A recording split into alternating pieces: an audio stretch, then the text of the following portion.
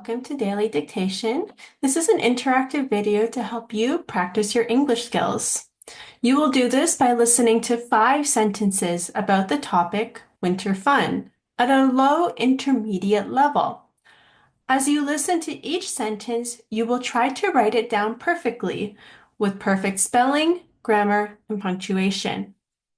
After you write each sentence down, I will then show you what each sentence looks like correctly written. Then I will go over some important grammar points as well as some spelling tips and tricks. Let's get started. So daily dictation, this is a skill that is best established if you practice every day. So there are new videos from Monday to Friday. There are new sentences each weekday and new topics each week. Altogether, there are 2 English levels offered. The instructions for this activity. You will need a blank piece of paper and a pencil. 5 sentences will be read. Each sentence will be read 3 times and 1 more time at the end. You have to write down each sentence exactly as you hear it, and you will use your listening skills to do this. Try your best to apply the correct spelling, punctuation, and capitalization. As you look on the screen, you're going to see numbers 1 to 5. Each number represents a different sentence that will be read. We're going to start with sentence number 1. Number 1. The children built an igloo after the flurries. The children built an igloo after the flurries. The children built an igloo after the flurries.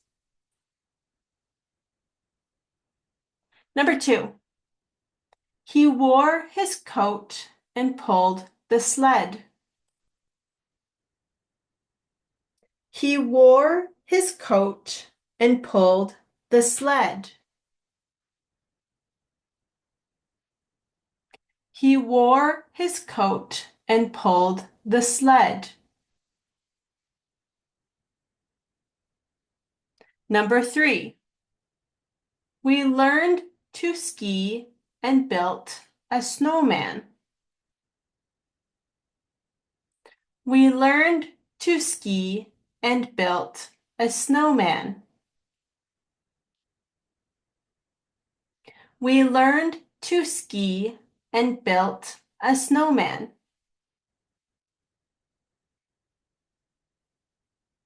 Number 4.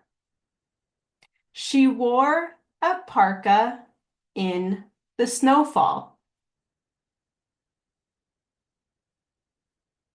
She wore a parka in the snowfall. She wore a parka in the snowfall. Number 5. He shivered and felt frozen. He shivered and felt frozen. He shivered and felt frozen. I'm going to read each sentence one more time, starting with sentence number 1. The children built an igloo after the flurries. Number 2. He wore his coat and pulled the sled. Number 3. We learned to ski and built a snowman. Number 4. She wore a parka in the snowfall. Number 5. He shivered and felt frozen. All right, that's the list of all of our sentences for today. Now let's have a look at what each sentence looks like when it's correctly written. If you found that it was a little bit too fast, you can listen again and adjust the playback speed in the settings of the video. You can also check the description for timestamps, and this will help you listen to specific sentence numbers. Now let's have a look at what our sentences look like. The first one, the children built an igloo after the flurries. So we are in simple past here, built, and this is an irregular verb. And so we have a T at the end. It doesn't follow the normal ED rule. The children is the subject. This is the verb, and an igloo is the object of the sentence. Then we have a dependent clause that follows. We have a subordinating conjunction after the flurries. So with this word flurries, you'll want to remember that there's two R's, and because it usually in the single form of the noun, it ends in Y, but because it's plural, we're going to remove the Y and add IES. Igloo is probably a new word as well. Igloo. It's exactly how it sounds, just don't forget the two O's make the oo sound. Otherwise, if you don't have this, it's igloo, which is not a word used in English. Number 2, he wore his coat and pulled the sled. We also have simple past here, and here. This one is a regular verb, so we have the traditional ED, the normal ED rule, the past participle. Or the simple past form. And over here, wore, this is an irregular.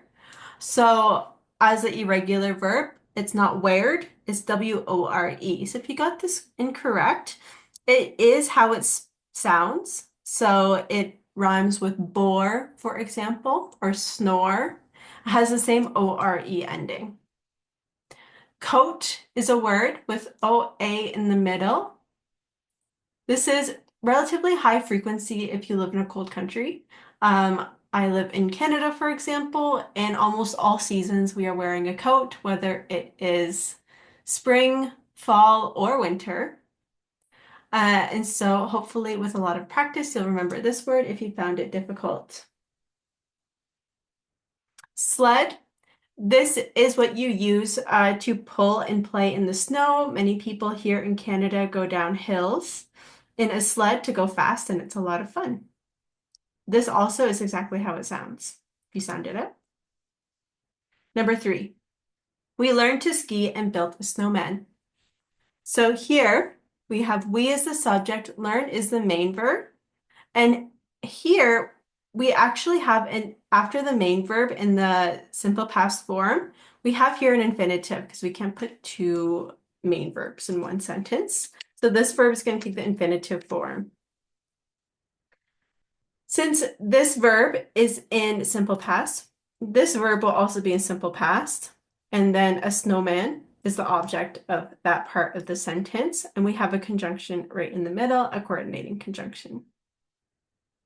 Snowman is a compound noun of snow and man, and so these two words do go together. There's no space, there's no hyphen. It is all one word. So if you didn't put it as one word, practice that and try to remember that snowman is one thing, therefore it is one word. Number 4, she wore a parka in the snowfall. Again, just like up here, we have wore is an irregular verb, and that is a simple past form. A parka, this is a really heavy winter jacket. It's called a parka.